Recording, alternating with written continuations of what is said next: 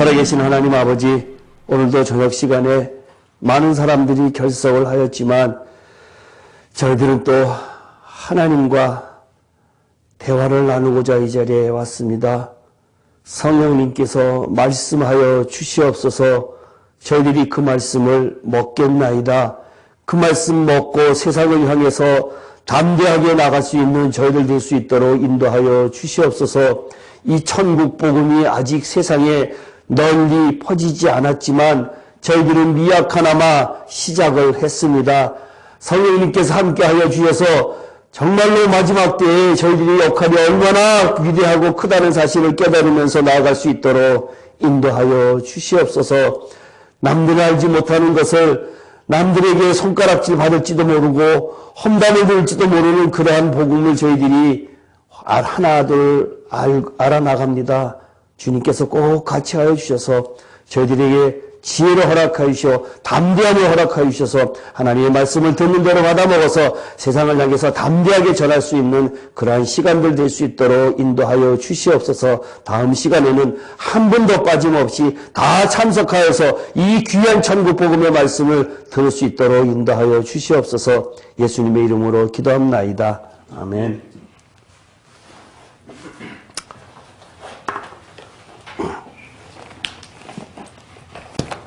제가 요한복음을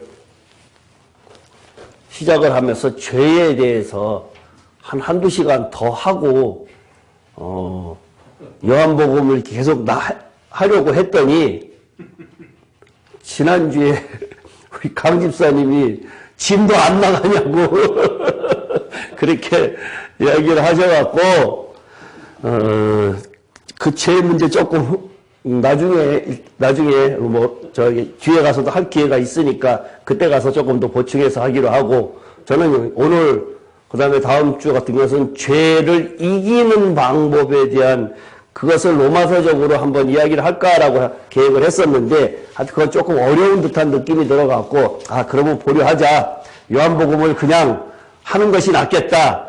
자꾸만 요한복음을 가지고 빨리 진도 나가서 끝을 보고 싶어 하는데 제가 그랬지요. 요한복음 50번 할런지 100번 할런지 모르겠다고. 이 요한복음 하고 나면은 성경 전체의 의미를 깨달아 알 수 있도록 제가 할 거다라고 이야기를 했잖아요. 그러니까 정말로 잘 들으세요. 어디서 듣지 못하는 이야기들이 많이 나올 거라고요. 앞으로.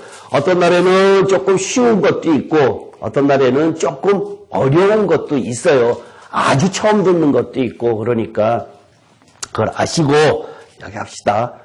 요한복음, 요한에 대해서 잠깐 이야기할게요. 뭐 여러분들 많이 아시겠지만 요한이 제자들 중에서 가장 나이가 젊었지요. 가장 나이가 젊었어요. 요한은 예수님께 가장 사랑받는 제자 중에 한 사람이었죠.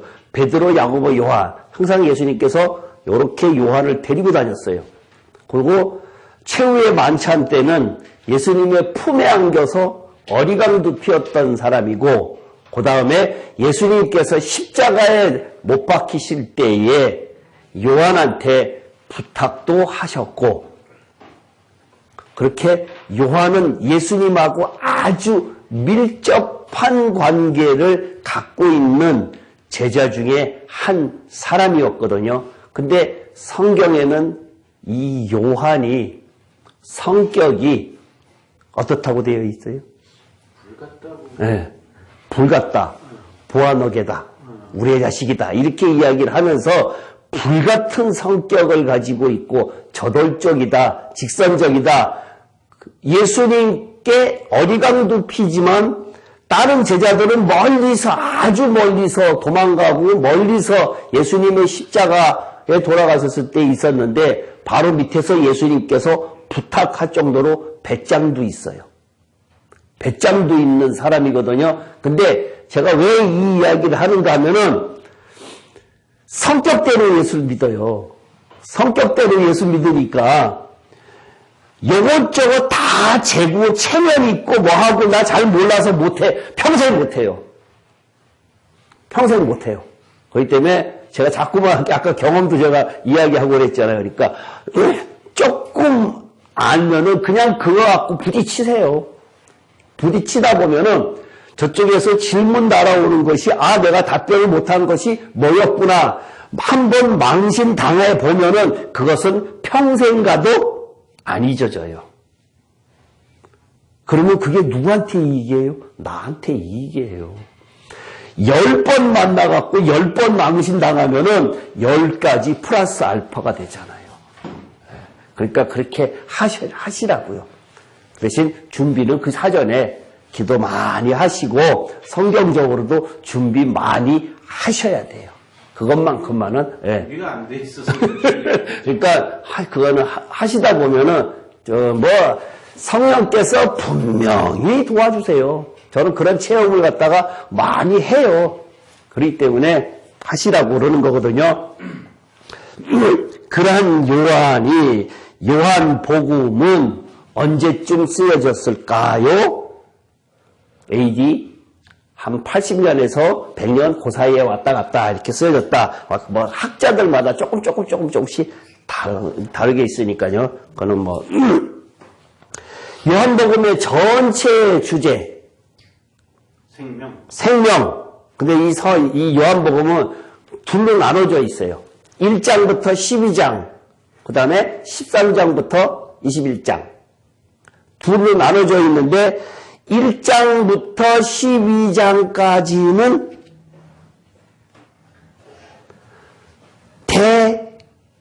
대유대인. 대상이 유대인이고요. 13장부터 끝장까지는 이방인? 아니요. 제자들. 예. 대제자들. 예. 그리고 다시 하면은 1장부터 12장까지는 생명이다라고 이야기를 하면은 그 뒤에는 제자를 통해서 건축하는 거예요. 건축. 예. 건축. 교회의 건축. 예. 교회의 건축. 인간이 창조될 때에는 무엇으로 창조됐지요? 흙으로 됐지요. 그 다음에 예수 믿고 난 다음에는 어떻게 되는가 하면은 돌멩이가 되지요. 바위가 베드로 보고 바위다. 너는 반석이다라고 좋은 말로 반석이지만 돌멩이다 그러거든요.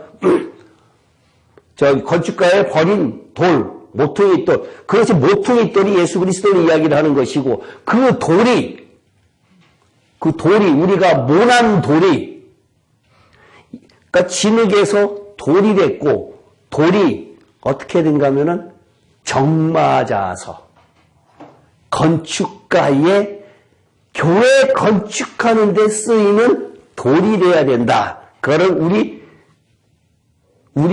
이야기로 하면은 십자가 다 죽어야 돼요. 그러니까 모난 돌이 신학가의 자갈처럼 되듯이 만질만질하게 되는 그러한 것들. 그것이니까 이 전반전에는 이 12장까지에는 생명을 이야기를 하고 있고 뒤에는 교회 건축이다. 다른 말로 표현하면은 새 예루살렘 성의 건축이다. 이렇게 이야기를 해요. 처음 들으셨어요? 새 예루살렘에? 네. 새 예루살렘 성의 건축.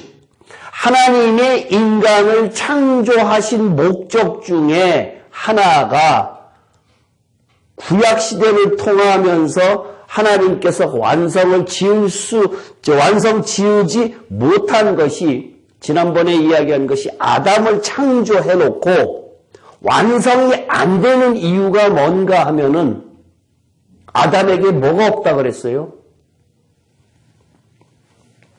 아담을 창조하고 나면은 아담에게 없는 것이 부활 생명이 없어요.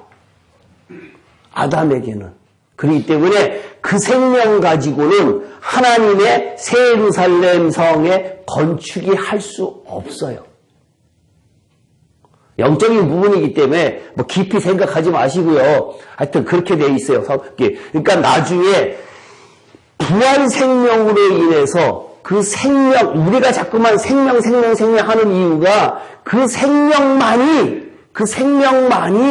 영원한 천국에 가서 하나님과 영원히 살 수 있다. 이것이 교회 건축이고 달리 말하면은 새 예루살렘 성의 완성이다. 이렇게 이야기를 한다는 얘기예요. 근데 사람들이 교회 건축이라는 이야기는 하는데 새 예루살렘 성의 완성이다라는 얘기는 잘 안 해요. 그것은 저절로 다 완성되어 있는 줄 알고 있는데 지금 하나님께서는 안식하고 계세요? 안 계세요? 일하시고 계시죠? 왜? 무슨 일? 새 예루살렘 지어야 돼서. 아직 새 예루살렘 성이 완성이 안 됐어요. 그러니까 하나님께서 내가 안식하실 곳이 없으세요. 그럼 다시 창세기 이야기 할까요? 6일째 지나고 나서 신이 좋았더라. 인간을 창조하고 나서 그 다음에 7일째 안식하셨다 그랬지요. 네? 그때 안식하신 이유가 뭘까요?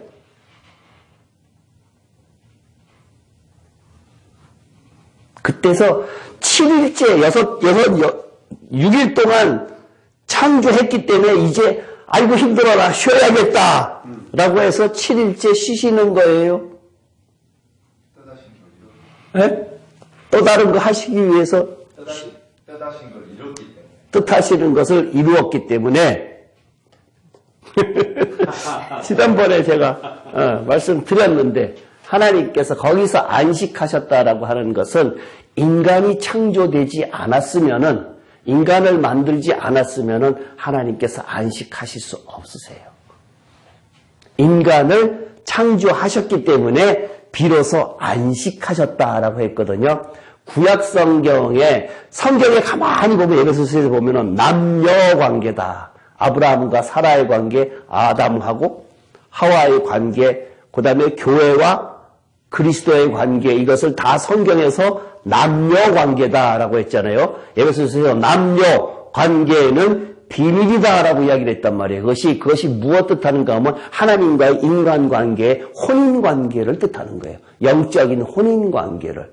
그러니까 인간을 창조하시고 나서 하나님께서 다 창조하셨지만 그때는 안식이 안 되는데 인간 창조, 그러니까 쉬운 이야기로 아내가 만들어졌기 때문에 안식하신 거란 거예요.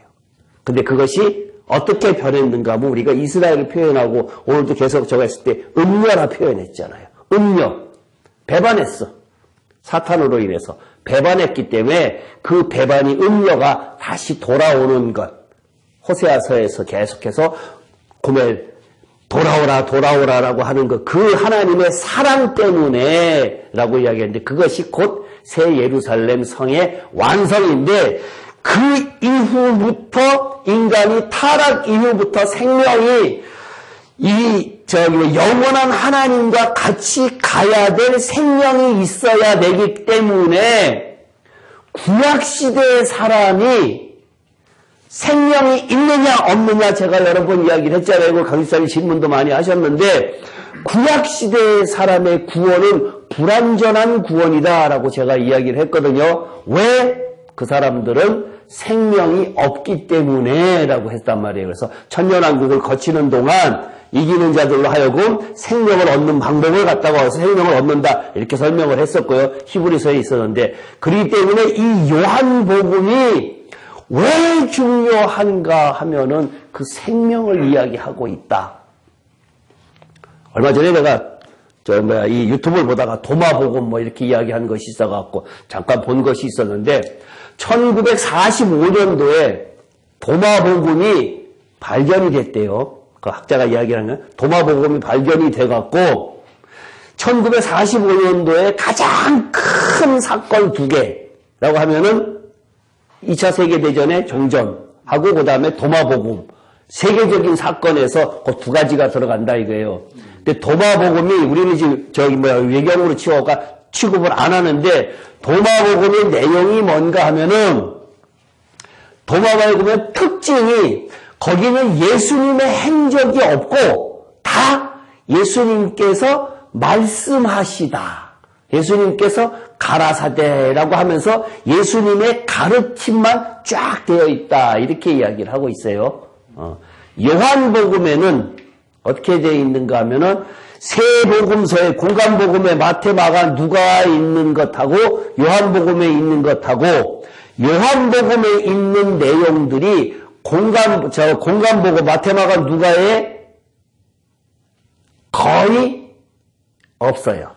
오병이어 이런 거 빼놓고는 사마리아 여인이라든가 이런 것들은 다 이쪽에는 없어요. 요한복음에만 유일하게 있어요.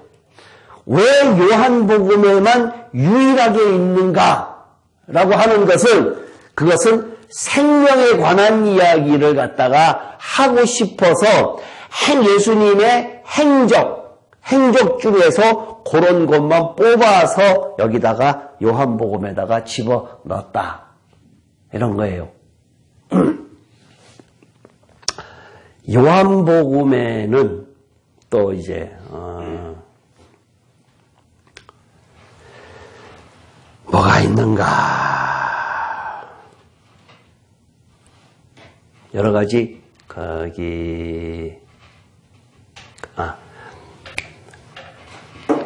공간부 마태, 마가, 누가에는 주로 사역지가 어딘가 하면은 주로 갈릴리 지역이에요. 갈릴리 지역에서 했는데 요한복음에는 주로 사역지가 유대지방이에요. 유대지방. 예루살렘 중심으로 있는 그 유대지방을 중심으로 요한복음은 썼어요. 그렇기 때문에 그거하고 마태, 마가, 누가하고의 차이점이 조금 있다라고 하는 것을 염두에 두시고 그 다음에 이제 보시는데요. 이 요한복음에는 무엇이 있는가 하면은 거기 7가지의 기적이 있어. 기적. 7가지의 기적이 있고 7가지의 나는 누구다라고 하는 그러한 것들이 있고, 근데 7가지의 기적들을 보면은 이제 앞으로 이제 계속해서 볼 거예요. 1장부터 시작하면은 처음부터 이렇게 쭉 나가다 보면은 2장에 처음에 뭐가 나오는가 하면은 가나의 혼례 잔치부터 시작을 해서 그 다음에 신하의 아들을 소생시키는 장면이 나오는 거 있고, 그 다음에 38년 된 병자가 낫게 하는 그러한 사건이 있고, 그 다음에 오병이어의 사건이 있고, 그 다음에 바다 위를 걸어가시는 그러한 장면이 또 나오고, 그 다음에 눈먼 사람을 실로암에서 눈을 뜨게 하는 사건이 나오고, 제일 마지막에 11장에 나사로를 살리는 그러한 장면인데 이것이 7가지 기적의 사건이다라고 해서 요한복음에 포함이 되어 있어요. 그 다음에 또 요한복음에는 뭐가 있는가 하면은 이게 다 생명에 관한 이야기예요. 그 7가지 기적이 나중에 하여튼 할 때 보겠지만 또 7가지 보면은 그리스도는 나는 뭐다, 나는 누구다 이렇게 이야기하는 장면들이 나와요. 6장에 보면은 하나 성경을 잠깐씩 찾아갈까요? 요한복음식만 있는 거니까 찾을게요. 요한복음 6장 35절에 보면요. 이것도 7가지예요. 35절에 보면은 예수께서 이르시되 나는 생명의 떡이니 내게 오는 자는 결코 줄이지 아니할 터이요 나를 믿는 자는 영원히 목마르지 아니하리라 라고 하는 나는 생명의 떡이다 라고 하고 예수님 스스로를 갖다가 떡이다 라고 이야기를 했어요. 그 다음에 8장 12절 여기서는 예수께서 또 말씀하시되 나는 세상의 빛이다. 나를 따르는 자는 어둠에 다니지 아니하고 생명의 빛을 얻으리라. 그 다음에 또 10장 갈까요? 10장 7절.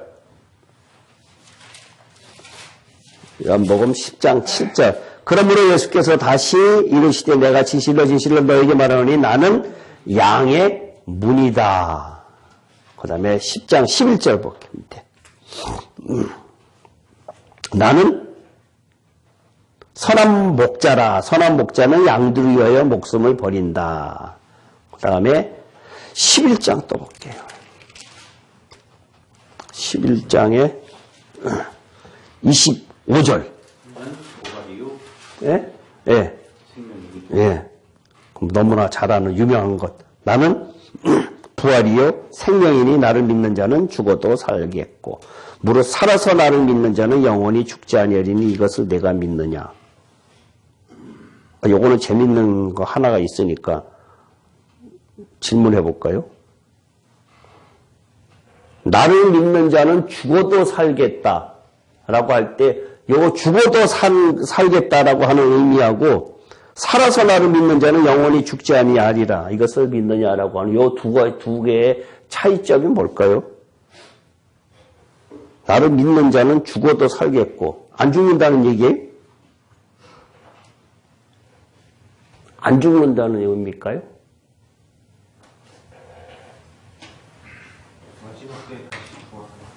죽어도 살겠고 그러면 살아서 나를 믿는 자는 영원히 죽지 아니하리라. 네?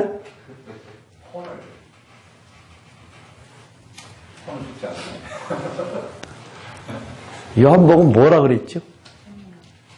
오케이. 생명이 있는 사람. 생명이 있는 사람. 생명이 있고 죽은 사람.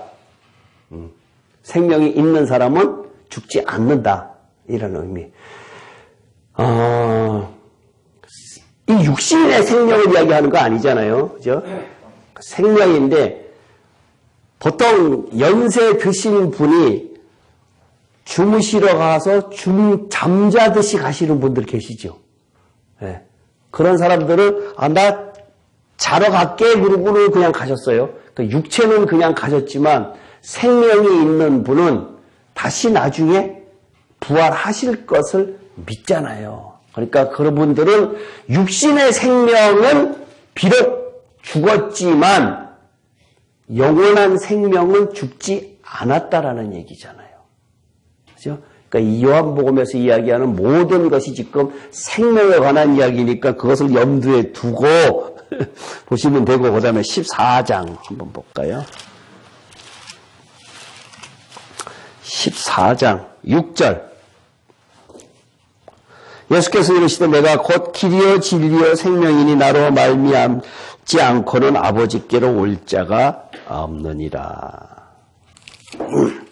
그 다음에 15장 나는 참 포도나무요.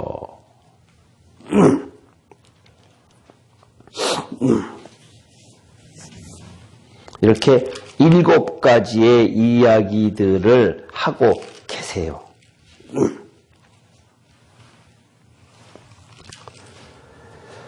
이 요한복음은 다른 것하고 참 다르거든요. 다른데 여기에는 정말 그냥 읽으면은 뭐 별거 아닌 것 같은 생각이 드는데 여기에는 깊은 의미들이 있어요. 그러니까 이 요한복음이 그렇게 만만하지 않아요. 태초에 말씀이 계시니라 1장 1절이요. 이 말씀이 하나님과 함께 계셨으니 이 말씀은 곧 하나님이시라. 지난번에 한번 이야기를 했었는데 여기에 태초라고 하는 것은 정말로 그야말로 태초.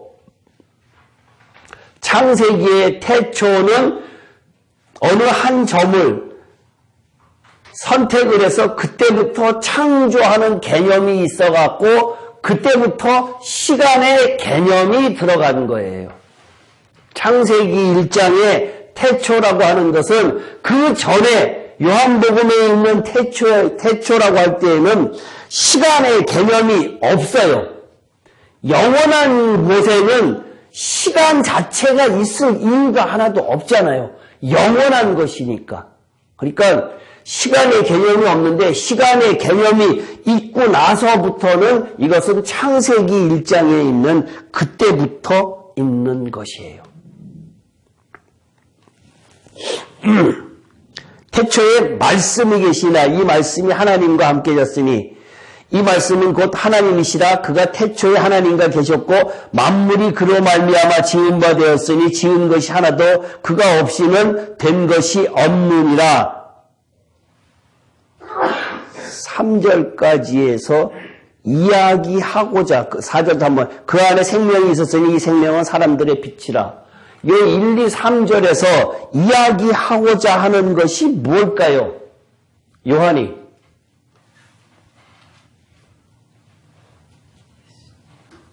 네? 이야기하고자 하는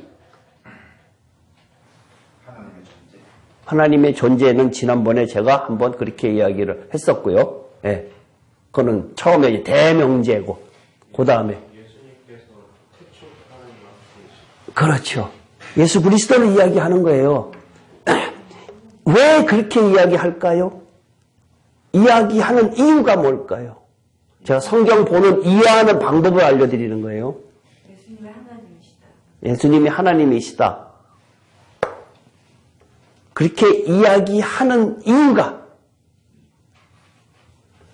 예수를 소개하기 위해서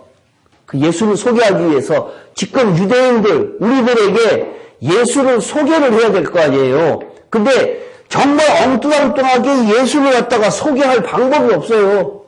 소개할 방법이 없으니까 이렇게 태초에 말씀이 계시니라 라고 이야기를 하면서 이 말씀이 하나님과 함께였으니 이 말씀은 곧 하나님이시라 이렇게 이야기를 한단 말이에요. 말씀이라는 단어가 3번이 들어가는데 태초에 말씀이 계시니라 이 태초에 말씀이 계시니라 라고 하는 이 말씀이 지금 3번이 있는데 하나님께서 왜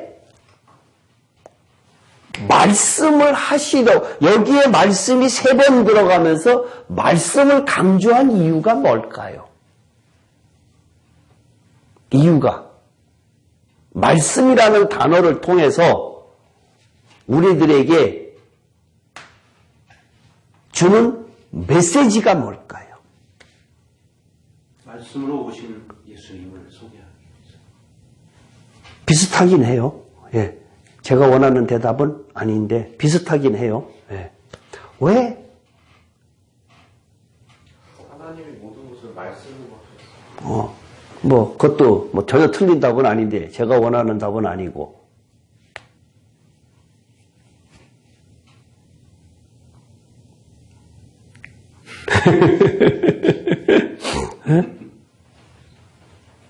하나님이 직접 오실 수는 없지요. 그죠? 그러니까 어떻게 자기를 나타내야 될 거 아니에요. 나타내기 위해서는 말씀하신다 라고 하면서 자기를 우리에게 표현하시기 위해서 말씀하신다 라고 하는 의미가 여기에 담겨 있다는 얘기예요. 근데 그 말씀은 우리가 육신의 귀로 들을 수 있게 육신의 몸을 입고 온 예수님을 표현하는 게 아니죠. 그렇죠. 그 앞으로 이제 그 밑에 내려갈 거니까. 너무 많이 나갔고요. 그 14절에 가면은 이제 나오거든요.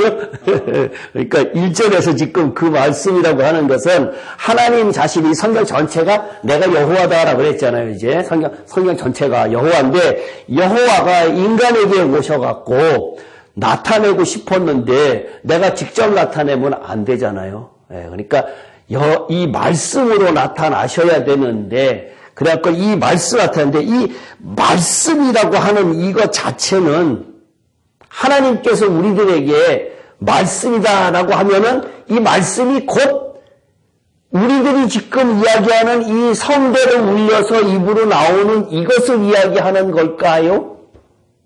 말씀하신다라고 할 때에 그것만 하는 것은 아니죠. 성경에서는 굉장히 다양하게 말씀하고 계시죠. 성경에서 다양하게 말씀하고 계시는 것 홍 집사님 한 가지만 돌아가면서 한 가지씩만.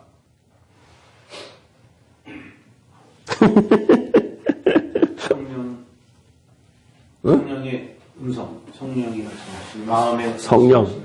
또 우리 창조의 능력. 창조의 능력. 그것도 말씀하시는 거고. 또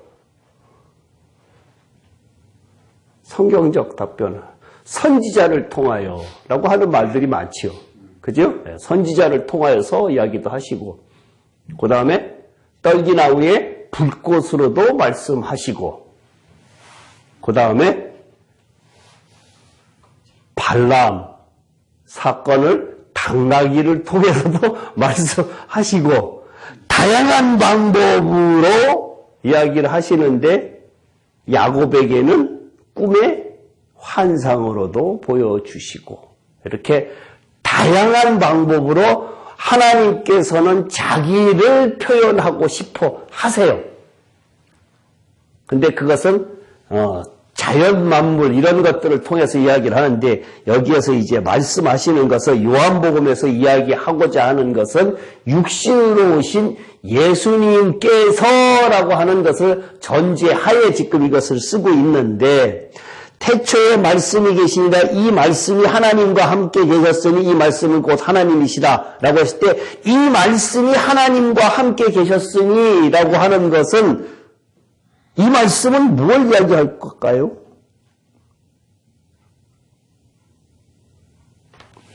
그럼 2절, 그가 태초에 하나님과 함께 계셨고, 여기서 그는 누구예요? 예수님. 예? 그러면 위에 이 말씀이 하나님과 계셨으니 이 말씀이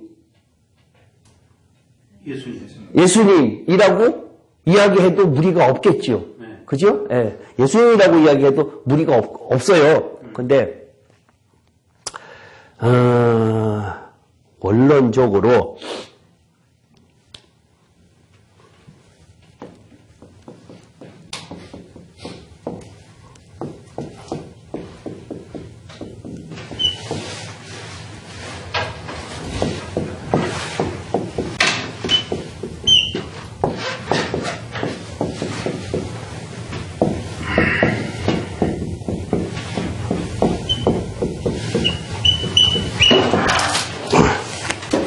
성경에 이렇게 쓰여져 있잖아요. 제가 간단하게 해서 나중에 뒤에 이 성전에 가면은 이야기 할 테니까 간단하게만 이야기 할게요. 지금 이 예수라고 하는 의미는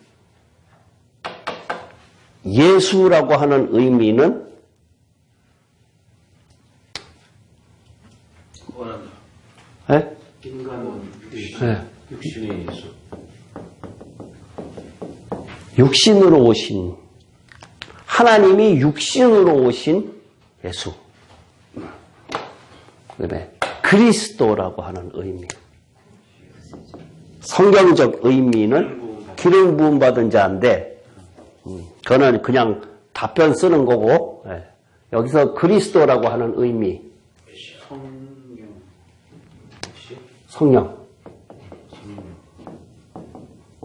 성령의 의미가 강하지요. 근데 여기 성령의 의미는 아까 이야기한 것처럼 왕, 선지자, 제사장.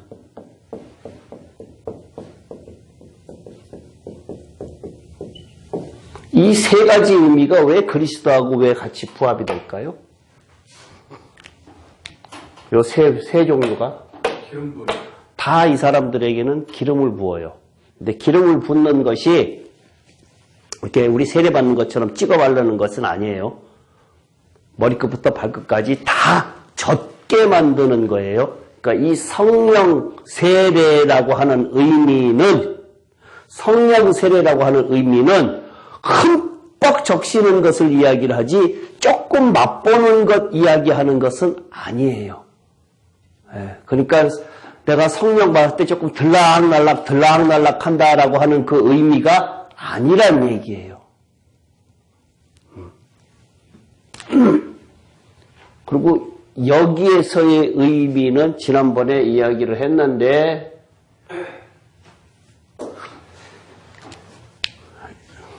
그 십자가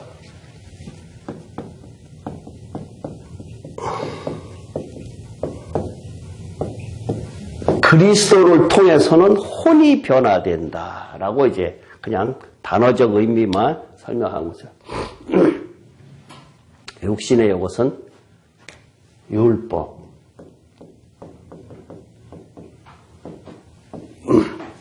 그러면 그리스도 예수. 그리스도 예수. 의미. 요거는 육신, 요거는 성령, 요거는 1년이 넘었는데. 생명. 그리스도 예수 안에 있는 자에게는 그리스도 예수라고 하는 단어들을 많이 쓰거든요. 제가 왜 지금 이것을 이야기를 하는가 하면은, 목사님들이 이것을 이렇게 구분해서 쓰지 않고 예수 그리스도 예수 막 복잡하게 그냥 자기네들 생각나는 대로 다 써요. 근데 성경은 그렇게 쓰여져 있지 않다라는 얘기예요. 의미가 다 다르기 때문에 그때그때 따라서 다 다르게 되어 있다. 한 가지 예를 든다 그러면은 고린도전서 4장 한번 볼게요. 이거 확인시켜 드리기 위해서. 고린도전서 4장 15절. 예전에도 찾았던 거예요.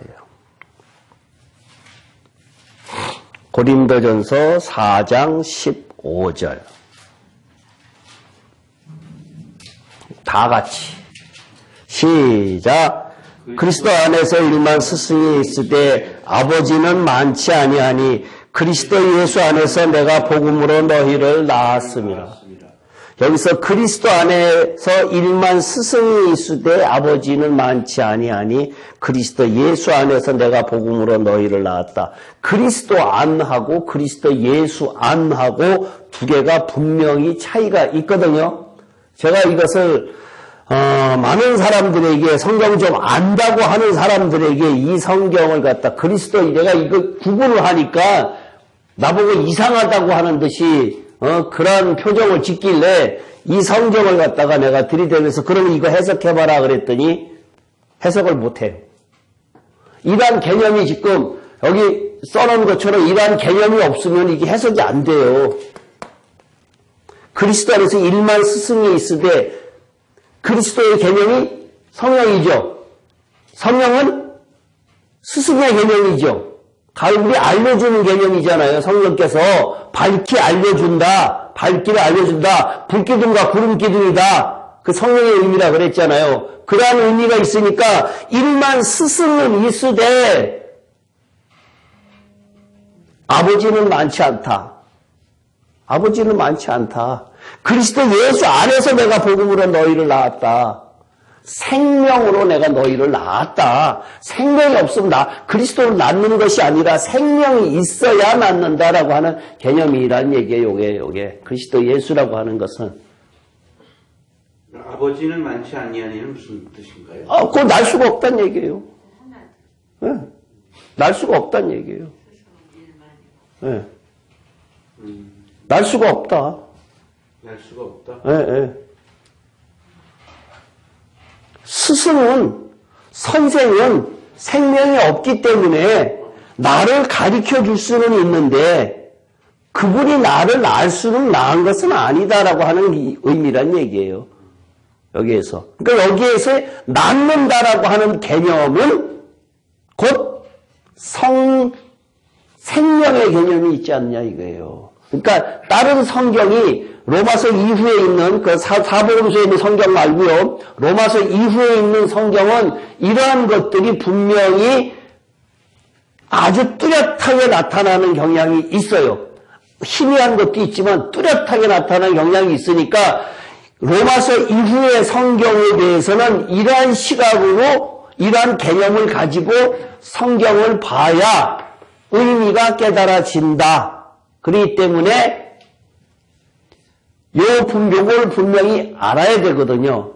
근데 여기에서의 이 말씀이 그가 태초에 하나님과 계셨고 라고 했을 때에 여기에 그는 누구라고 이야기할 수 있을까요?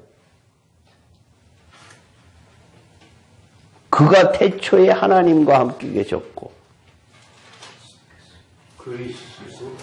네? 그리스도. 이거 예수 그리스도는 뭐예요? 이거는 그리스도이신 예수. 이거는 예수이신 그리스도.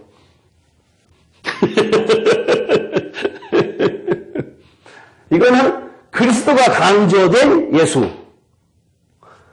예수가 육신으로 오신 예수가 강조가 된 그리스도. 성경이 이렇게 달리 되어 있는데 그 성경을 가만히 이 의미를 갖다가 알면서 성경을 보면은 이것이 조금 보여요. 성경이 이게 보여요. 보이는데 안 보이면 하는 수 없고 보일 때까지 나중에 뭐 기다려야 되고 조금 보이는데 통상적으로 그 예수 그리스도 하면은 이 전체를 다 아우르는 경우가 많아요. 예수 그리스도 하면은 이 전체의 의미를 다 아우러서 통칭하는 경우가 있어요.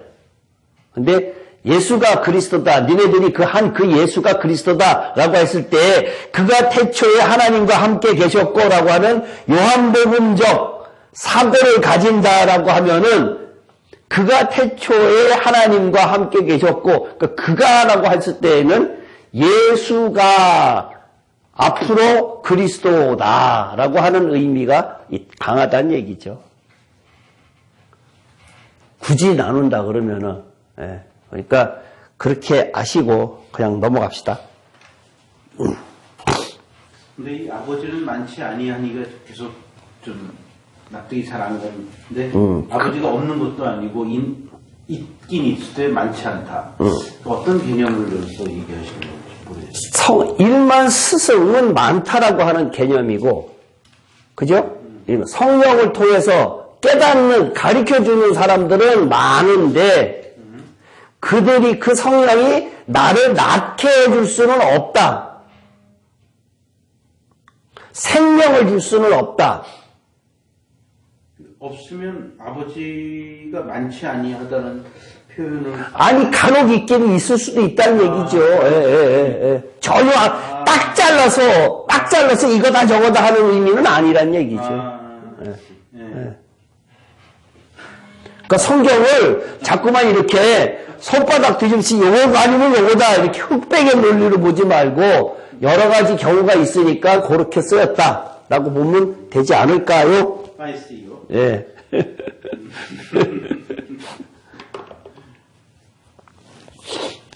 그 다음에 그가 태초에 하나님과 함께 계셨고 함께 계셨는데 그러면 하나님께서 우리들에게 말씀하신다라고 하는 개념에서 이 요한계시록에서는 뭐라고 이야기를 하지요? 요한계시록에서 말씀하시는 것은 어떻게 말씀하시는가 하면은 요한계시록 우리 2장 한번 볼까요?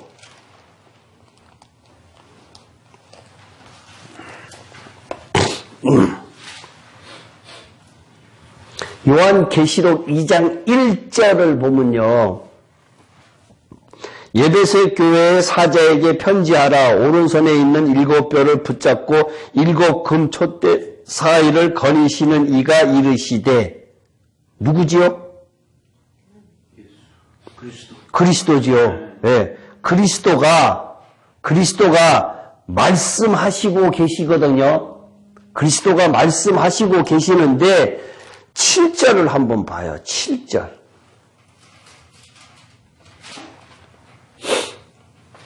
귀 있는 자는 성령이 교회들에게 하시는 말씀을 들을지어다. 성령이 교회들에게 하시는 말씀을 들을지어다. 성령이 그리스도가 교회의 주인이 돼서 교회의 말씀을 하시고 계시거든요. 그러면은 이것을 우리한테 적용을 한다고 하면은 그리스도께서 우리에게 말씀을 하시는데 내가 알아들으려면은 어떻게 해야 돼요? 예? 성령의 말씀을 들을 수 있어야겠네요. 7절 다시 한번 읽어보세요. 귀 있는 자는 예. 첫 번째는 귀가 있어야 되고, 두 번째는 이기는 자.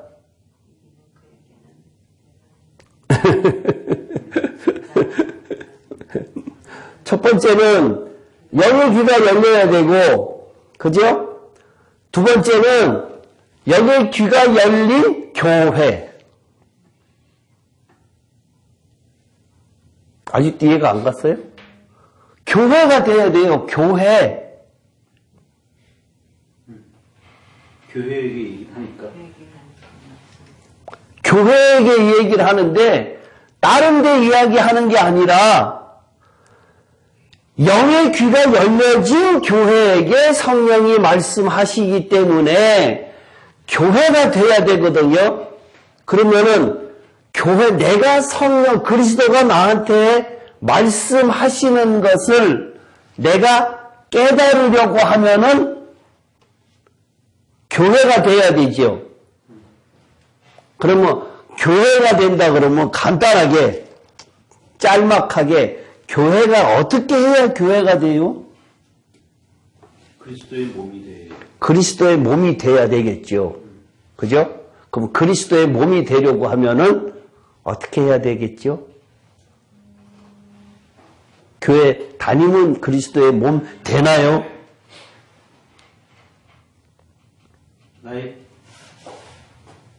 나의 머리가 예수 그리스도가 돼. 예? 나의 생각과 나의 교회가 되려고 하면은 머리는 누구야? 예수. 예수님이 그리스도죠. 예수가 아니라 그리스도죠. 예. 머리는 그리스도예요. 몸은 교회가 되거든요. 그러면 내가 교회가 되려고 하면은 가장 먼저 죽어야 돼. 죽어야 된다. 머리가 예수 그리스도가 되기 위해서. 그리스도의 몸 되기 위해서는 그리스도의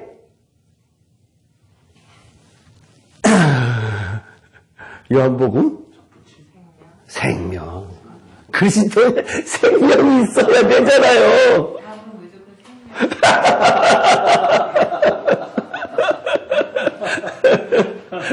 그러니까 똑똑하시니까 금방 간파하잖아. 그리스도의 생명이 없으면 안 돼요. 지금 요한복음 공부하는 거잖아요. 그리스도의 생명이 있지 않으면 안 되는데 그리스도의 생명이 되려고 하면은 어떻게 해야 되느냐? 그리스도의 생명이 되려고 하면은 짧게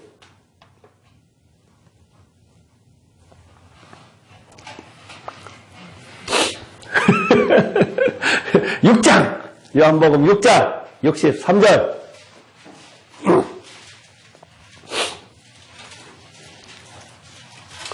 이건 중요한 성경이니까 우리 다 같이 크게 6장 몇 절? 63절 요한복음. 예, 요한복음 6장 63절 아주 중요한 성경이에요. 우리 다 같이 시작. 살리는 것은 영이니 육은 무익함이라. 내가 너희에게 이른 말은 영이요 생명이라. 뭐가? 살리는 것은 아니, 뭐가 생명이에요? 말. 이른 말씀. 이 말씀은 그럼 여기서 이야기하는 이 말이 뭐예요? 그리스도.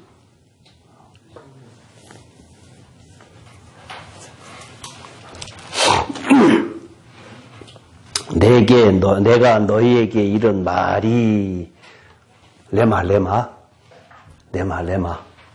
레마. 그러면 레마의 의미가 쉽게 설명을 할게요.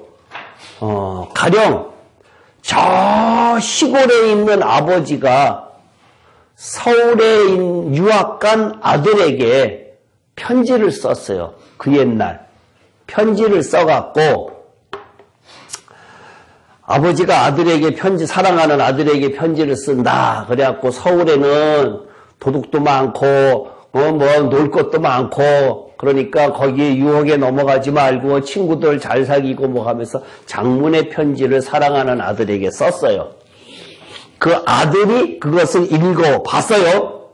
그 본 것은 뭐예요? 본 것은 성경. 율법. 그죠? 예. 근데 그것을 딱 읽었어. 바깥에 나가서 친구들하고 놀라고 했더니 그 아버지 말이 생각났어. 그것은 레마. 쉽게 이해가 갔어요? 예? 예. 그것을 말씀이 나의 안에 들어온다라고 생각을 하는 거예요. 그 말 성경의 표에서 율법이 로마서에 보면은 로마서 5장 20절에 보면은 율법이 들어오면이라고 이야기를 하고 있어요. 그러니까 하나님의 말씀이 예수님의 말씀이 성경이 내 마음에 들어오면 이것이 첫 번째예요. 그러니까 그것이 들어오기 위해서는 아버지의 말씀이 생각나기 위해서는 어떻게 해야 돼요?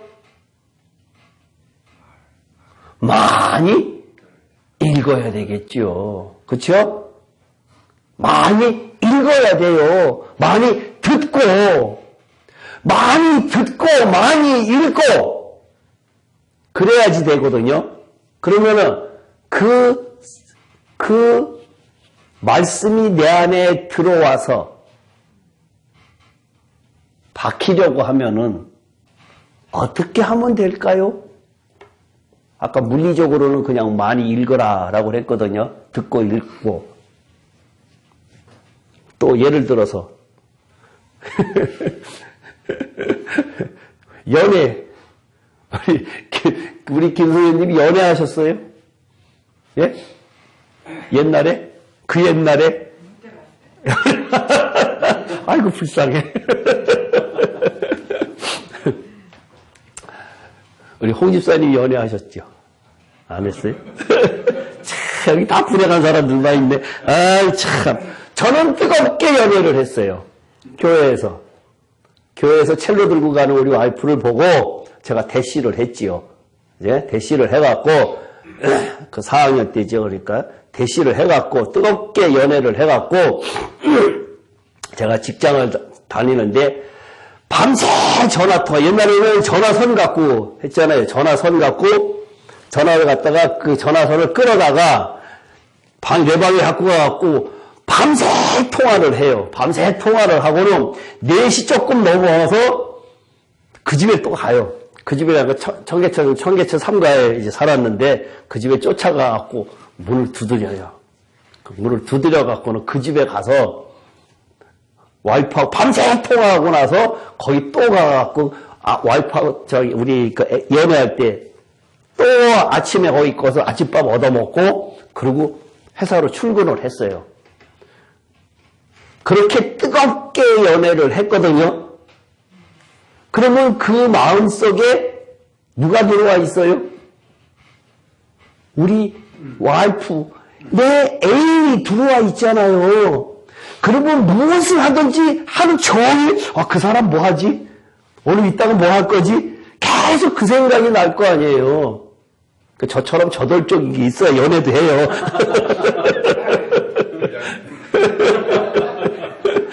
그렇게 정열이 있어야 밤잠도 안 자고 매일 며칠을 근무를 하겠어요. 근데도 하나도 안 졸리고 그냥 보고 싶고. 성경적이지 않은데. 예? 아니, 지금 그렇게 정열을 갖다가 예수님께 쏟으란 얘기예요. 제가 8년 전, 9년 전에 은혜 받았을 때, 처음 했을 때, 제가 그랬잖아요. 강사님한테 얘기했을 거예요. 한 4년 동안 24시간 성경 속에 살았어요. 24시간. 너무너무나 성경이 좋은 거예요. 우리 아내하고 연애하는 그 열정, 똑같이 귀에 꽂고, 25를 꼭 그냥, 비범사범관에서 계속 듣는 거예요. 24시간. 귀가, 소리 때문에 귀가 아프다는 그런 걸 느껴보셨는지 모르겠어요.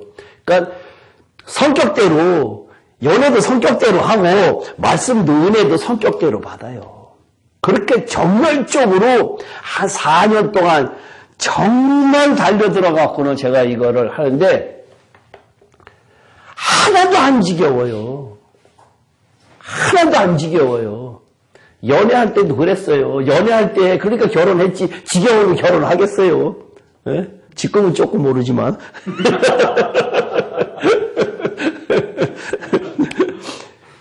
그러한 정열이 예수님하고 주님과하고 나하고의 관계, 성경하고 나하고의 관계가 그 정도로 정열이 없이는 하나님 앞으로 한 걸음도 다가 못 가요. 질투하시는 하나님이시라 그랬잖아요. 질투하시는 하나님. 내가 연애할 때 딴 데 한번 쳐다봐요. 어딜 쳐다봐? 이러고 있지. 질투하잖아요. 그렇죠? 질투하시는 하나님이시란 말이에요. 내 마음을 꿰뚫어 보시는 하나님이신데 내가 이기는 자가 되고 천열매 성도가 되려고 하는데 그 정도도 투자 안 하고 공짜로 영원히 살려고 하고 왕 같은 제사장이라 그랬는데 그것도 안 하고 그냥 거저가려고 그래요? 아이고 택도 없는 얘기예요. 그거는 구원이고 천국 아니에요. 구원이 천국 아니에요. 그거 틀렸어요. 그거 이야기하면은 다 지옥 가요. 다 지옥 가. 그렇게 이야기하면은. 쉬운 말로 우리 한국 사람들이 잘 쓰는 단어 그거 이단이에요. 그러면은. 네? 한국 사람들이 무진장 잘 쓰지. 자기랑 조금만 다루면 이단이라 그러는데 정말로 큰일 나요. 큰일 나. 우리가 지금 구원론에 매몰돼 있어갖고 모든 설교들이 70, 80%가 다 구원 그걸 이야기하고 있는데 아니에요. 예수님의 오신 것은 천국이에요. 천국. 저 천국. 회개 안 하면 천국 못 간다는 얘기예요. 거기에 매몰돼 있으면 안 돼요. 구원론에 매몰돼 있으면은. 그러면 아주 태평스럽게 교회 몇 번 왔다 갔다 했다고 천국 간대. 와, 정말 참. 저도 60 몇 년 동안을 그러고 살았거든요. 그게 지금 아니라는 것을 깨닫고는, 아이고, 정말 참. 제가 인터넷에 많이, 아까도 저 식사하면서 그런 이야기 했었는데, 인터넷에 많이 뒤져보면요. 특히 요 한 몇 년 사이에 요한 계시록에 대한 유튜브에 올라온 것이 무진장 많아요. 무진장 많아. 엄청나게 많아요. 단편적으로 올라온 것들이. 근데 그거 다 이렇게 뒤져보면요. 거기에 문제가 뭔가 하면은 지금 요한복음에서 하고자 하는 이야기가 생명, 우리가 지금 예수 믿으면 그냥 생명 있는 줄 알고 있는 것이 착각이고, 그 다음에 지옥의 문제가 거기에서 거론되지 않고는 요한계시록이 해결이 안 돼요. 다 7년 대환란 전에 올라간다라고, 교회가 올라갑니다, 불림받습니다, 이렇게 하는 사고를 가지고 계시록을 해석을 하니까 엉뚱할 수밖에. 그러면 나머지 성경이 다 그렇게밖에 안 돼요. 정말 잘못됐어요. 정말 잘못됐어요. 큰일 나요. 근데 그것을 알고도 가만히 있는 사람들은 더 큰일 나요. 많이 맞는다 그랬어요. 누가복음에. 어디인지 알려줄까요? 괜히 들었나? 그렇게 이야기하는 사람 여러 사람 봤어요.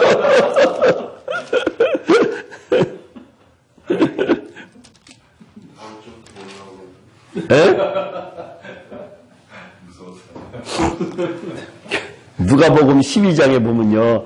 12장 47절, 48절에 보면은 제가 읽을게요, 그냥.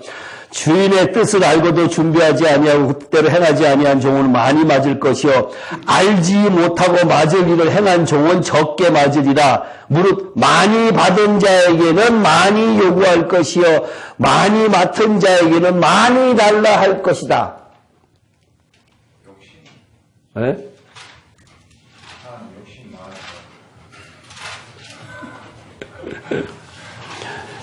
이거 안 전하면요.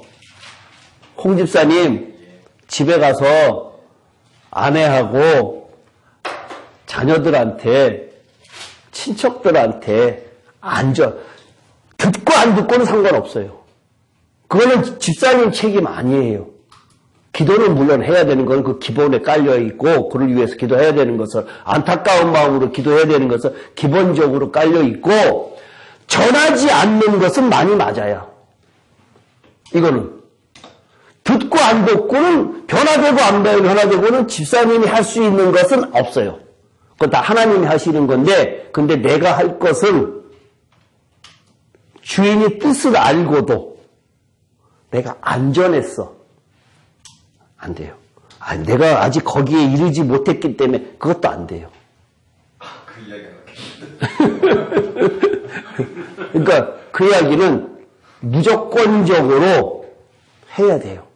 그 대신 기도를 많이 하고 기도를 많이 깔아놓고 해야 되는 거예요. 그거는 기본적인 거예요. 섣불리하고 전하는 게 오히려 나쁘지 않아요.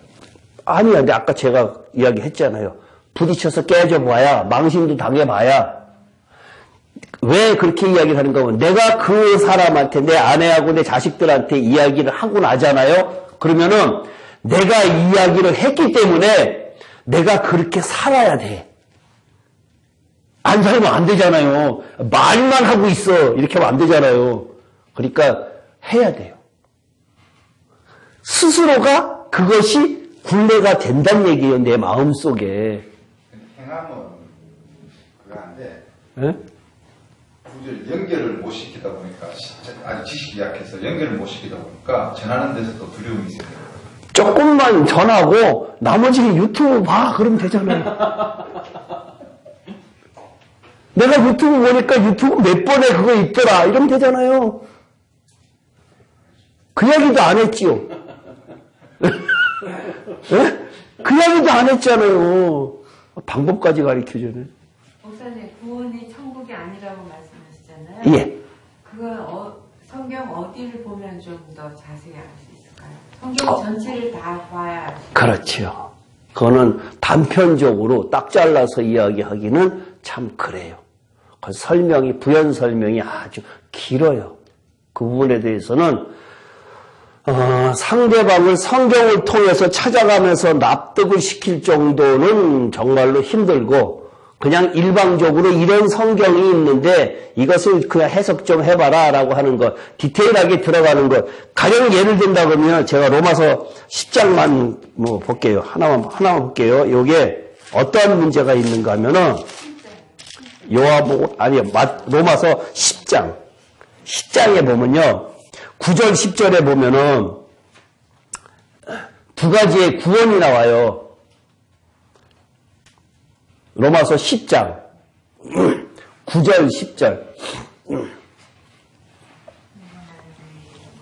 내가 만일 내 입으로 예수를 주로 시인하며 또 하나님께서 그를 죽은 자 가운데서 살리신 것을 내 마음에 믿으면 구원을 받으리라. 요 구원에 하나 있고요. 사람이 마음으로 믿어 의에 이르고 입으로 시인하여 구원에 이르느니라 라고 이야기를 하고 있는데 하나는 구원을 받는 거고 하나는 구원에 이르는 거거든요. 요 두 가지가 단어는 구원이라고 하는 단어인데 요 두 가지가 틀려요.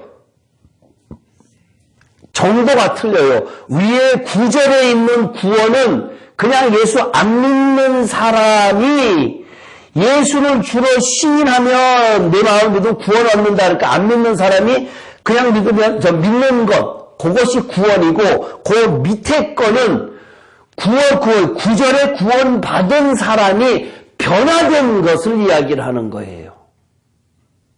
변화된 구원을 이야기를 하는 거예요. 변화된 구원. 그러니까 그 9절에 있는 구원하고 10절에 있는 구원하고는 강도가 달라요. 다른 것을 이야기하고 있기 때문에 위에 헬라어는 소조라는 단어를 쓰고 그 밑에 헬라어는 소테리아라는 단어를 쓰는데요. 그것은 그 의미적 그 성경을 찾아보면은 변화된 것이 구원받아서 물에 빠진 사람을 구원해갖고 변화된다는 것이 소테리아 10절에 있는 구원에 이른다라고 하는 거예요. 구원을 얻었다가 아니라 구원에 이르러 간다, 이루어가는 것을 이야기하는 거예요. 그러니까 변화돼 가는 것을 이야기하는 거예요. 그러니까 지금 그렇게 다른 것이기 때문에 단편적으로 그냥 구원이 곧 천국이 아닙니다라는 이야기를 하기에는 너무나 많은 설명을 해야 돼요. 그것은. 이게 단순히 영의 구원과 혼의 구원으로 그렇지요. 모든 것은 지금 육신의 혼이 죽고 영의 혼으로 바꿔지는 것, 그것을 성경은 영이라고 표현하기도 하고 영으로 예배드리는 거 이렇게 이야기하는 것도 있고 하여튼 뭐 다양하게 표현하긴 하는데 그 내면적인 의미는 혼의 변화. 육신의 혼은 반드시 죽어야 될 것이에요. 9절 같은 경우는 영을 구원받는다, 10절은 혼을 구원받는다, 이런 식으로. 뭐 그런 식으로 표현해도 뭐 일단은 구원을 일단 받은 것을 이야기하고 있으니까. 예.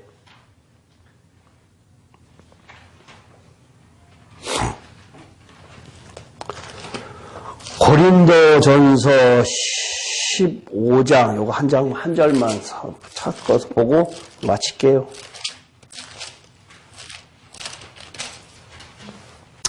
45절 44절 45절 다 같이 아주 중요한 거예요. 고린도전서 15장 44절 45절 다 같이 시작.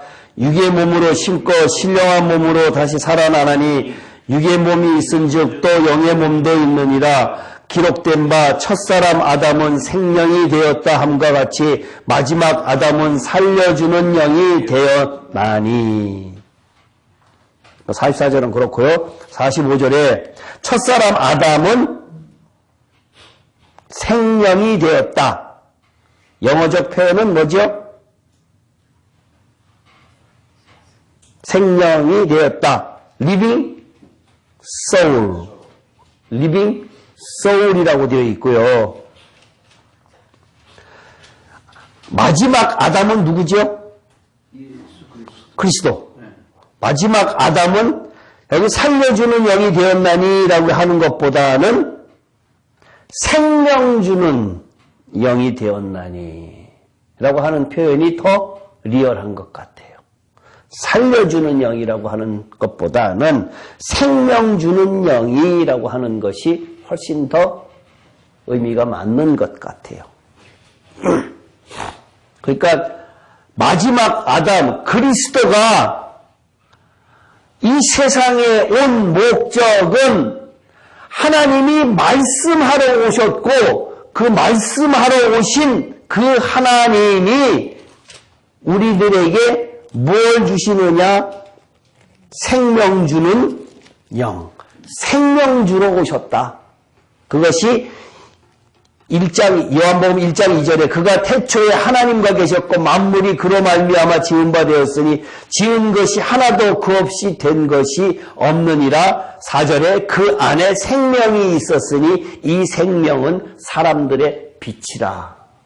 다음 주에 4절부터 다시 할게요. 그 안에 생명이 있었으니 이 생명은 사람들의 빛이라 라고 하는 거 거기서부터 다음 주에 또 설명을 할게요. 그러니까 예수님께서 오신 목적이 육신 입고 오신 목적이 생명 주러 오셨는데 그 예수님께서 3년 반 동안 하신 행적과 하신 말씀이 다 우리들에게 생명이 되거든요. 근데 그 생명이 되려고 하면은 그 말씀을 곧 이것은 내가 너희에게 주는 내 몸이니 받아 먹으라. 내 말이 곧 영이요 생명이다. 몸이, 내 몸이 뭐예요? 말씀이에요, 말씀. 이 몸이, 이것은 내가 너에게 주는 내 몸이니 라고 하는 그 몸, 육신으로 오신 그 몸, 그 몸은 말씀이에요. 말씀을 뜻하는 거예요. 그 다음에 그 말씀이 나한테 들어와서 뇌마로 할 때에 그 말이 곧 영이요 생명이다 라고 이야기를 하고 있다는 얘기예요. 그러니까 성경의 여기저기에서도 분명히 예수님께서 오신 이유가 우리에게 생명 주는 영으로 오셨다. 이것이 지금 요한복음이 이야기하고자 하는 내용의 서두예요. 서두. 분명히 그렇게 이야기를 하고 있으니까 안 믿는 사람들에게 차곡차곡 예수를 설명을 할 때에 이렇게 설명을 해줘야 예수를 믿는 목적이 나온다는 얘기예요. 질문 있으세요? 가서 말씀하세요. 예. 기도하겠습니다. 하나님 아버지 감사합니다. 살려주는 영으로 오신 그리스도를 저희들이 오늘 다시 한번 상고했습니다. 그냥 지식으로 아는 것이 아니라 그 그리스도가 저희 마음속에 오셔서 생명으로 화될 수 있는 저희들 될 수 있도록 인도하여 주시옵소서. 요한복음을 통해서 전 성경을 깨달아가기를 원합니다. 하나님을 알기를 원합니다. 예수 그리스도가 무엇이라는 것을, 어떤 분이라는 것을 깨달아가기를 원합니다. 저희들이 생명 주시는 영이라는 사실을 다시 한번 깨달으면서 살아갈 수 있도록 인도하여 주시옵소서. 세상을 향해서 담대하게 외칠 수 있도록 인도하여 주시옵소서. 조금 망신당하면 어떻습니까? 하나님 아버지 그때그때 따라 지혜를 주셔서 담대하게 말할 수 있는 저희들 될 수 있도록 인도하여 주시옵소서. 돌아가는 발걸음도 함께 해주시 믿사옵고 예수님 이름으로 기도합나이다. 아멘.